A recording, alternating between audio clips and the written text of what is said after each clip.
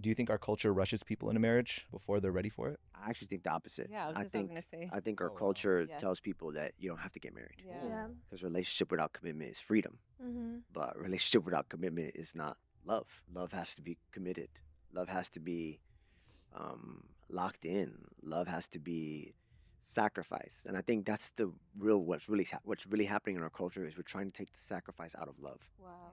and by doing so, Yeah. are destroying the definition at its very core. Yeah. So when love gets difficult or when love gets hard, Yeah. I'm out. Yeah. I'm out because love should not require sacrifice. Love is defined by sacrifice. Right. Now, I will say in the church, we can glorify marriage and demean singleness. Yeah. And I would hope that at Journey, people who come to Journey don't feel that way. In the church, we need to balance the message out. Being married is not harder than being single. Being single is not harder than being married. They're both equally hard and they're both equally blessed. However, if you ask the Apostle Paul, who says, I'm not speaking on behalf of God, he never says this, but he says this one line. And I think he says this one line to differentiate because his words are inspired by the Spirit. But when he says this one line, it's because he knows he's speaking out of egocentric bias. He's going, I would prefer that you all be single Oh, yes. because I would prefer that you all be single like me.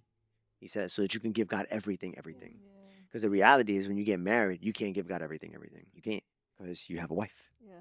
and you have kids. And I used to feel bad about that until I heard a pastor say, God never calls you to fulfill your potential. God calls you to fulfill your calling. So when you're a married person, you might not be able to do as much because you're not single anymore. But you're not called to write 10 books and Yeah. do all that. You're called to be a husband, be a Yeah. father. That's your calling. And so it's a little different. But yeah, in church, we need to balance the message. If marriage was all that, then we would be married in heaven.